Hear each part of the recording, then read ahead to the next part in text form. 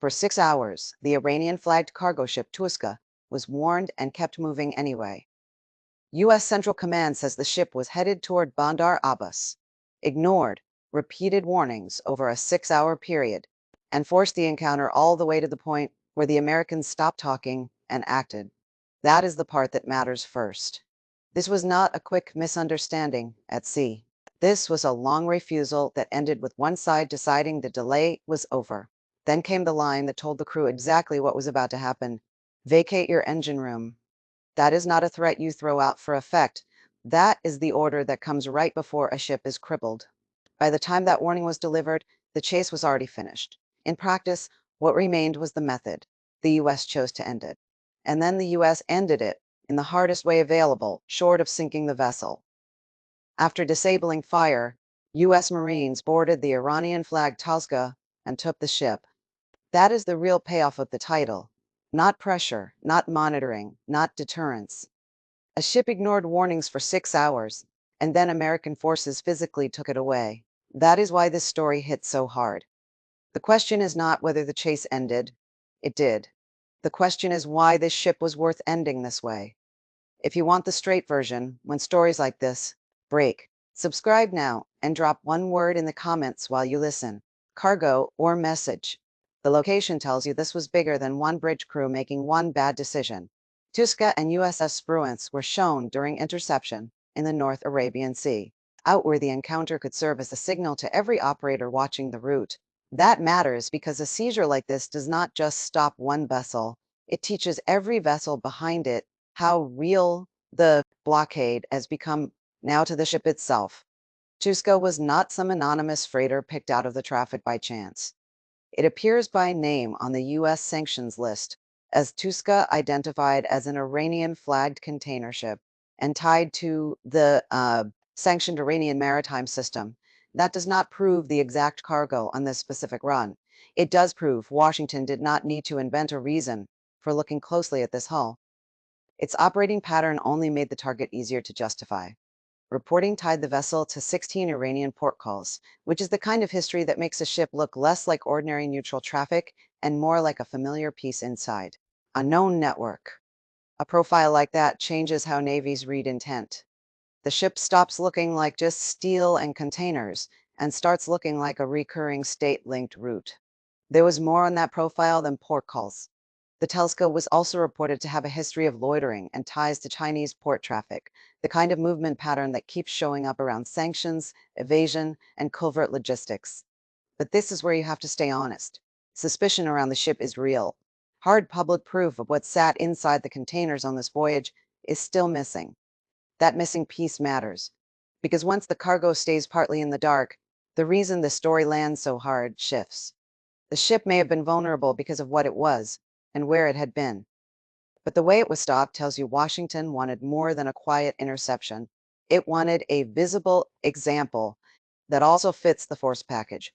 USS Spruance, DDG 111, was named at the center of the operation, and the reporting tied the seizure to the 31st Marine Expeditionary Unit. That is not a picture of a destroyer improvising alone and hoping fear does the work. That is a picture of an intercept built to last all the way through warning, disabling fire, boarding, and custody if the ship refused to fold. One maritime analyst put it plainly. This was an escalation. He was right. A sanctioned ship can still be a sanctioned ship, and the way you stop it can still move the war into a more dangerous, the place. Disabling a commercial vessel and boarding it with Marines during a fragile ceasefire does not read like routine enforcement. It reads like a line being pushed forward, in full view. That is where Iran's response starts to matter. Not because Tehran can erase what happened to the Toska, it cannot, but because the next battle after a seizure like this is over, meaning blame, and who looks reckless once the images are already out. Iran answered with the word it needed most, piracy. It called the U.S. seizure an act of piracy and used the incident to cast doubt over fresh talks in Pakistan. That was not just outrage. It was a direct attempt to strip Washington of the lawful enforcement frame and replace it with the image of a stronger power grabbing a commercial ship during a ceasefire window. Then Tehran tried to drive the knife deeper. Iran's military said family members were aboard and used that claim to explain why Iranian forces did not directly engage as the Tosca was taken. That claim is not independently confirmed, but it is powerful either way because it drags the story out of pure naval action and into the human space where fear, restraint, and humiliation all start getting argued over at once. That part is not minor.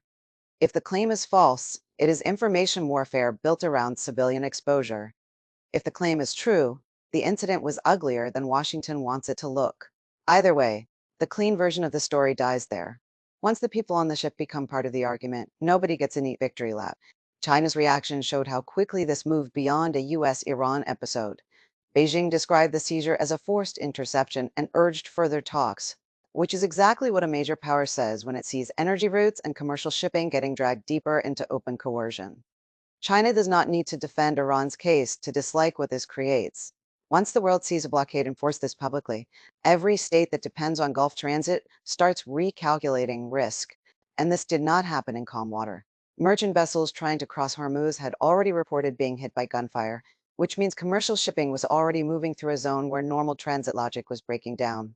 That matters because one seizure by itself is dramatic. A seizure inside a corridor where merchant traffic is already taking fire is something else.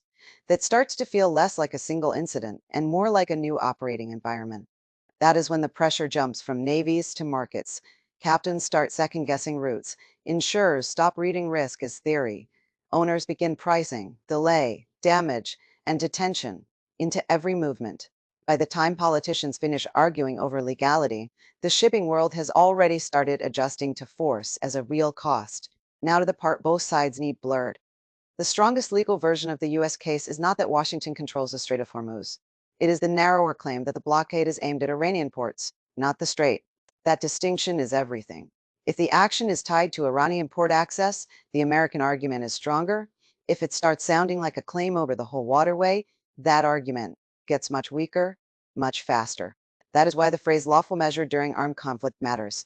It gives Washington a real legal frame for blockade enforcement against shipping tied to the Iranian system. The law does not cancel consequences.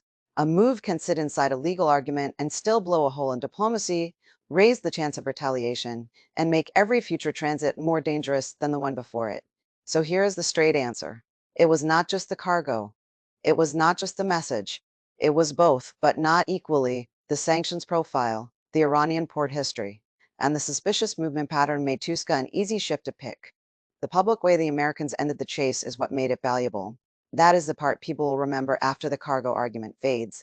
Not a paperwork dispute, not a sterile sanctions notice, a ship that ignored warnings for 6 hours, a final order to clear the engine room, rounds into propulsion, Marines on deck, and custody taken in public. That sequence did more than stop Tuska. It told the region that the blockade had crossed from statement to practice. Iran now has to decide what costs it wants to pay next. It can answer in the information war and try to make the seizure look dirty enough to weaken American leverage. It can hit back more directly and risk blowing the ceasefire apart faster. Or it can keep using the shipping environment itself, where fear, delay, and uncertainty punish the system even before the next direct clash arrives. Washington has its own problem now. Once you enforce a blockade like this in public, you do not get to go back to vague language and soft deterrence. The next ship that pushes the line will be measured against Tuska, and if the US backs down, the example weakens. If it acts again, the confrontation deepens. That is why this incident matters more than the ship by itself.